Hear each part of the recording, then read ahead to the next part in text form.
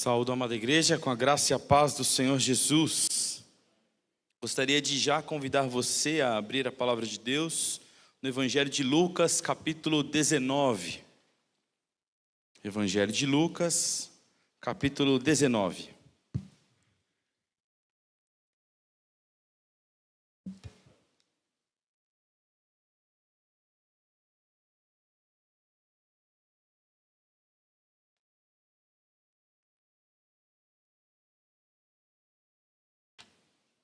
Você já parou para pensar no poder do encontro?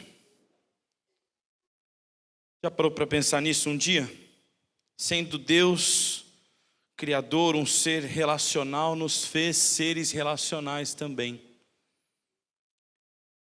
Seres que se conectam e que promovem a partir desses encontros grandes projetos. Diariamente nós temos encontramos com os nossos vizinhos, encontramos os nossos amigos da escola, os colegas de faculdade, de trabalho. Encontramos, inclusive, pessoas desconhecidas, que se tornam conhecidas, ao menos visualmente, pelos constantes encontros. Temos encontros naturais, alguns encontros como dos casais que, ao se conhecerem, se apaixonam e constroem ali uma família juntos. Temos alguns com encontros premeditados, como entrevistas de emprego, uma reunião de negócio. Fato é que esses encontros podem ou não podem mudar a maneira com a qual nós vivemos a nossa vida, mas há um encontro especial que promove ou deveria promover uma real mudança interna, que é o nosso encontro com o Senhor Jesus, o Cristo. Essa história você já conhece muito bem. É uma história listada dentre as mais conhecidas, até mesmo por aqueles que não conhecem a Bíblia, não é? Tem música que fala sobre essa história de um pequeno homem que era um grande pecador, mas que foi encontrado por Jesus e passou então a viver uma nova vida. Zaqueu ouviu falar de Jesus, não hesitou e foi ao seu encontro. Quero fazer a leitura com você do Evangelho de Lucas, capítulo 19, a partir do verso 1, que diz assim: Entrando em Jericó, Jesus atravessava a cidade.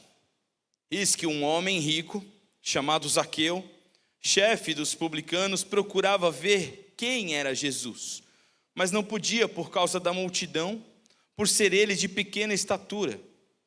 Então, correndo adiante, subiu num sicômoro a fim de ver Jesus, porque ele havia de passar por ali. Quando Jesus chegou àquele lugar, olhando para cima, disse: Zaqueu, desça depressa, porque hoje preciso ficar na sua casa. Zaqueu desceu depressa e o recebeu com alegria. Todos os que viram isto murmuravam, dizendo que Jesus tinha se hospedado com um homem pecador. Zaqueu, por sua vez, se levantou e disse ao Senhor: Senhor, vou dar a metade dos meus bens aos pobres, e se roubei alguma coisa de alguém, vou restituir 4 vezes mais. Então Jesus lhe disse: Hoje houve salvação nesta casa, porque também este é filho de Abraão, porque o Filho do Homem veio buscar e salvar o perdido. Amém, até aí. Vamos orar? Obrigado, Senhor. Obrigado por esta manhã, obrigado porque as tuas misericórdias se renovam nas nossas vidas a cada manhã. E nesta manhã tão bela nós podemos nos encontrar aqui com o objetivo único de render graças ao teu santo e bendito nome, de te glorificar, de te adorar e te engrandecer, mas também de sermos instruídos pelo teu Santo Espírito, a fim de que o Senhor nos abençoe com o cumprimento das nossas missões aqui neste tempo. Então, Senhor, muda em nós aquilo que ainda precisa ser mudado. Molda o nosso caráter conforme o teu, para que o Senhor continue sendo honrado e glorificado através das nossas vidas. Oramos sempre em teu santo e bendito nome. No nome de Jesus, o Cristo, nosso Senhor e Salvador. Amém. Pensando nesse texto tão conhecido aqui, vamos meditar sobre os poderosos efeitos do encontro com Jesus, que não é um encontro qualquer, como já dissemos. É um encontro que transforma vidas. Um encontro que muda a nossa maneira de pensar, a nossa maneira de agir, a nossa maneira de falar.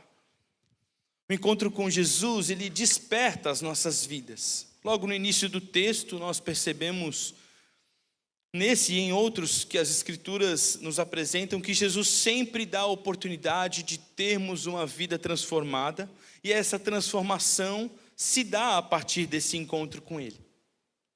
E muitas vezes o processo se inicia com o interesse, ao que parece, do indivíduo em ver Jesus. Parece que o interesse é do indivíduo em conhecer Jesus. Parece que é interesse do indivíduo em entender quem é Jesus. Daí a importância, queridos irmãos, de nós cumprirmos os nossos propósitos de vida sendo agentes de transformação. Agentes de transformação. Pessoas usadas pelo Senhor Deus para mostrar às outras pessoas que ainda não o conhecem a transformação de Jesus através das nossas vidas. No nosso trabalho, no nosso contexto acadêmico, seja lá na escola, no cursinho, na faculdade, as pessoas elas precisam perceber algo diferente nas nossas vidas. Ainda que a gente não seja completamente diferente delas, ainda que tenhamos muitos assuntos em comum, é para nós que elas precisam chegar quando o pior acontecer a cada uma delas. Talvez você já tenha tido essa experiência de alguém chegar para você no trabalho e dizer: olha, coloca o meu nome lá na oração da sua igreja. As coisas estão meio difíceis lá em casa. Ou a minha mãe está passando por uma situação de enfermidade. Descobrimos enfermidade essa semana. Você não pode orar por mim, não? Nós precisamos ser essas pessoas, fontes de luz em meio à escuridão. Lembra das palavras de Jesus no início do Sermão da Montanha? Sobre sermos sal da terra e luz do mundo? É sobre isso, essa diferença que nós precisamos fazer no contexto onde nós estivermos inseridos. Logo, percebemos que o encontro de Jesus com as pessoas pode e deve se dar a partir do nosso encontro com as pessoas. Porque Cristo habita em nós. Cristo tem transformado as nossas vidas a partir do momento em que nos arrebanhou. Tem nos santificado dia após dia, nos transformado nessa jornada de queda e ascensão nossa na jornada espiritual. Mas tem nos usado para o louvor da sua glória. Daí então a necessidade de nos conscientizarmos de que a nossa vida precisa ser diferente. Os nossos objetivos têm um propósito maior.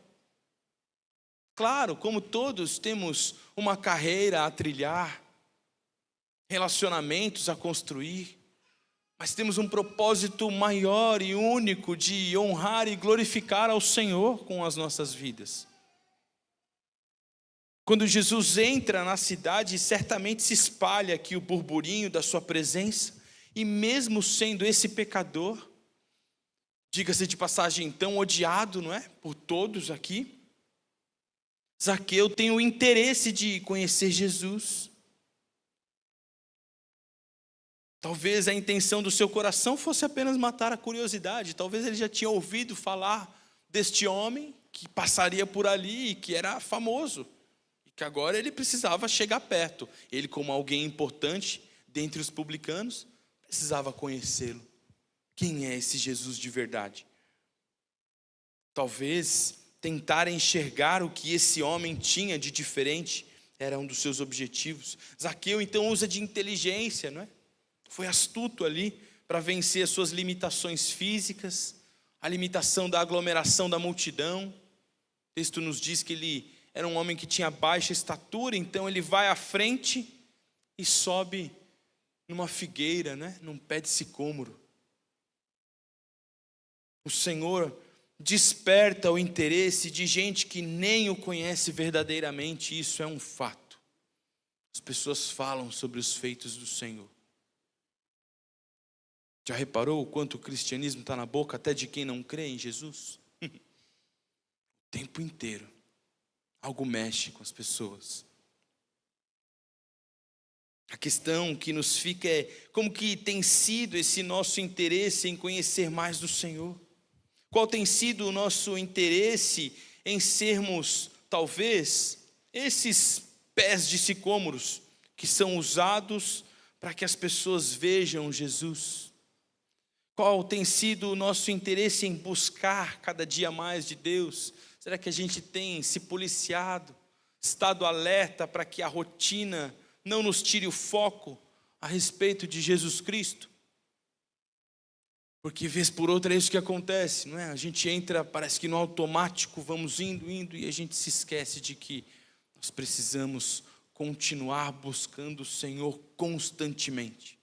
Sim, fomos eleitos, somos salvos por Deus, mas eu preciso conhecer cada vez mais desse Deus que me amou tanto, mesmo eu sendo quem eu sou, e que tem total interesse na transformação da minha vida. Preciso me debruçar diante dele, rasgar o meu coração. Preciso debruçar diante de suas escrituras e absorver aquilo que ele tem para me ensinar, para que as pessoas ao me ver, vejam ele, vejam Jesus. O encontro com Jesus, ele desperta as nossas vidas, sim, mas ele também é acessível a todos. A partir do verso 5, você lê que quando Jesus chega àquele lugar, o texto está dizendo onde Zaqueu estava, Jesus olha para cima e diz: Zaqueu, desça depressa, porque hoje eu preciso ficar na sua casa. Zaqueu desce depressa e o recebe com alegria. Preste atenção em como o texto tem sido escrito, que todos os que viram isto murmuravam, dizendo que Jesus tinha se hospedado com um homem pecador.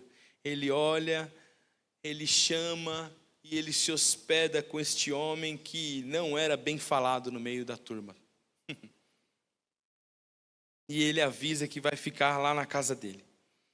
E aí a postura de Zaqueu, queridos, não podia ser melhor, porque ele não titubeia, ele não gagueja, ele desce, e o texto vai dizer que é depressa. Ele tem muito interesse em estar com Jesus. Ele desce depressa e o recebe com alegria. O que talvez tenha iniciado por apenas um desejo de ver Jesus, se torna agora em uma oportunidade concreta de conhecê-lo de perto. Este, a quem sabemos que não conhecia Jesus, obedece de imediato e serve a Jesus com alegria. Olha que interessante isso. Estamos falando de alguém que não era um discípulo de Jesus, que não era um seguidor de Jesus, mas que quando ouve a diretriz do Senhor Jesus, cumpre imediatamente e faz isso com alegria de coração.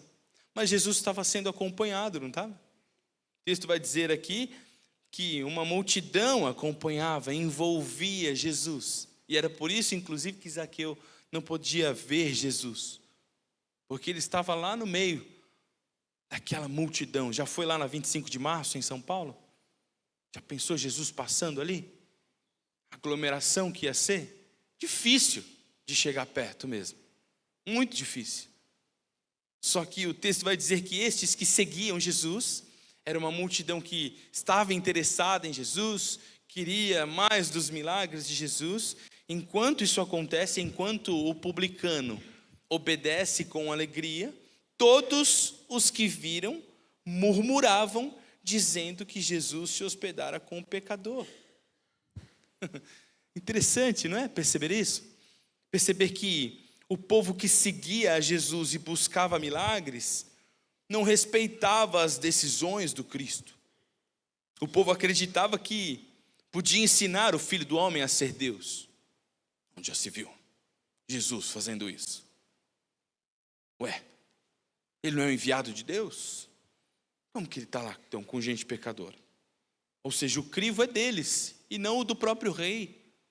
Não faz sentido, não é? O povo acredita realmente que tem ali o poder para julgar a atitude de Jesus. Eles preferiam louvá-lo pela sua própria cura física do que louvá-lo pelo milagre maior da salvação de um homem com uma má índole, com uma má reputação no meio da turma toda, um pecador, um grande pecador. Importante mencionar aqui que Zaqueu, queridos, ele trabalhava como coletor de impostos, mas não era apenas um coletor, ele era o maioral dos coletores de impostos ali. Era o chefe dos publicanos, talvez esteja escrito dessa maneira aí na sua Bíblia. E ele supervisionava uma grande área de coleta e tinha outros então que trabalhavam para ele, ou seja, ele recebia a partir daquilo que os outros também recebiam.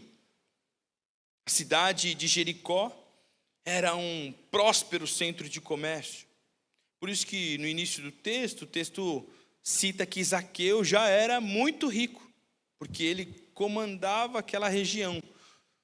Mas havia um preço também a ser pago para ser um homem tão abastado financeiramente, sendo publicano em Jericó, que era simplesmente ser odiado pelos seus compatriotas judeus, que os viam como traidores trabalhando para o Império Romano. Então o povo não tinha nenhum tipo de afeição com o publicano, e nem os líderes religiosos também, nenhum deles. Então a única relação que essas pessoas conseguiam ter era com o próprio povo romano, que era hostil pelo fato de serem judeus. Percebe? Que situação era essa? E a multidão então murmurava porque não entendia os planos do Senhor ao visitar esse homem, ao querer ficar na casa daquele homem. E nós precisamos entender que os planos do Senhor, eles são misteriosos, mas ainda assim o Senhor, ele não perde o controle, nem sua soberania, ele continua sendo Deus, o Deus soberano e que exerce a sua vontade perfeita.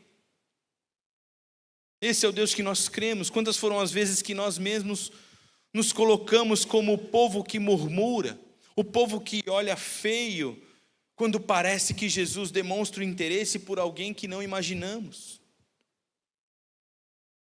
por alguém que a gente não quer. A gente ouve que alguém que a gente não gosta se converteu, seja um vizinho, um parente distante, uma pessoa que te prejudicou muito no trabalho, talvez. Você fala, não acredito, essa pessoa está aqui na igreja. Você olha para trás, no domingo de manhã ela está entrando. Já pensou? Não é possível. Aqui, na igreja? Na minha? Ah, não. Senhor, só pode ser perseguição. Me livra dessa provação, Deus. Olha só que loucura. Nossa mente vai indo. E vai agindo desse jeito. E nós precisamos entender que o Senhor deixa claro aqui para nós, Ele é acessível a todos, porque Ele sabe quem Ele chamou para si. Nós não sabemos. O que seria de nós sem a transformação constante, diária do Senhor nas nossas vidas? Quem nós seríamos? Caminhando em trevas profundas, sem imaginar quem é Jesus. Quem seríamos nós? Por fim, meus irmãos, o encontro com Jesus, ele desperta as nossas vidas, é acessível a todos, mas o encontro com Jesus também faz o impossível, e é isso que Jesus vai dizer para aquelas pessoas e para nós aqui ao final desse texto, a partir do verso 8. Zaqueu, por sua vez, depois que a gente tem um relato de que o povo está murmurando, ou enquanto o povo murmura, Zaqueu, lá dentro com Jesus, ele diz, Senhor, olha como ele chama Jesus já. Senhor, com letra maiúscula aqui, vou dar a metade dos meus bens aos pobres. E se roubei alguma coisa de alguém, vou restituir 4 vezes mais. Se defraudei alguém, em outra versão aí vai dizer. Ninguém diz se eu defraudei alguém, sem ter a certeza de que defraudou, né? Zaqueu sabia o que tinha feito. Zaqueu sabia de onde vinham os seus ganhos. E então ele faz essa confissão e demonstração de arrependimento. E Jesus então disse: hoje houve salvação nesta casa, pois também este é filho de Abraão. Porque o Filho do Homem veio buscar e salvar o perdido. Quando você volta uma folha da sua Bíblia, um capítulo, você vai ver que o texto de Lucas ali traz algumas partes falando sobre as riquezas, sobre como lidar com as riquezas, sobre a dúvida de um homem rico, sobre como seguir Jesus de verdade. E aí vai trazer então este cenário daquele homem falando que fazia isso e fazia aquilo outro, e Jesus disse: então pegue os seus bens, doe aos pobres, venha e me siga. E aquele homem vai embora triste, porque ele era um homem muito rico. E aí Jesus disse: olha,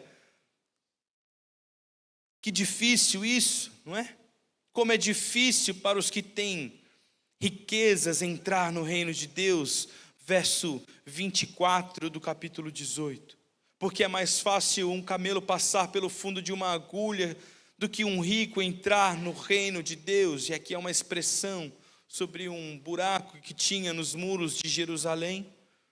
E o texto continua e os que ouviram isto perguntaram: sendo assim, quem pode ser salvo? Jesus respondeu: o que é impossível para o ser humano é possível para Deus. Os impossíveis dos homens são possíveis para Deus. Volte para o capítulo 19, verso 10. Porque o Filho do Homem veio buscar e salvar o perdido. Em um texto, meus irmãos, que parece tratar simplesmente da mudança de um homem, traz aqui agora muito mais profundidade. Jesus estava deixando claro para todos que Ele é Deus. Jesus estava se revelando nesse texto, enquanto transformava vidas. Jesus foi fazendo e não apenas dizendo. E depois que o fez, então disse: se é impossível um homem rico entrar no reino dos céus, e se Cristo afirma que naquele dia houve salvação naquela casa, Jesus está dizendo: eu sou o Filho do Homem. O encontro com Jesus, que primeiro causa despertamento e que percebemos que é acessível, faz agora o impossível e concede salvação a um pecador que é conhecido por todos, alguém que todos conheciam a vida e suas limitações, mas ele demonstra que isso só é possível por quem ele é. Jesus é aquele que transforma os casos impossíveis em servos do Deus Altíssimo. Louvado seja o nome do Senhor por isso. Texto, a partir dessa constatação, desses efeitos causados pelos encontros com Jesus, nós percebemos aqui nesse texto alguns claros desafios para as nossas vidas, meus irmãos. Mantenha o foco da sua vida em Jesus Cristo. Sempre. A rotina tenta nos engolir, mas mantenha o foco da sua vida em Jesus Cristo. Proclame as boas novas do Evangelho com a sua vida.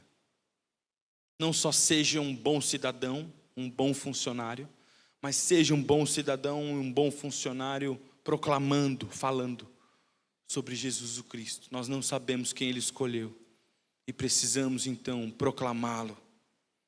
E alimente a sua fé no Deus do impossível, porque o impossível para os homens é possível para Deus.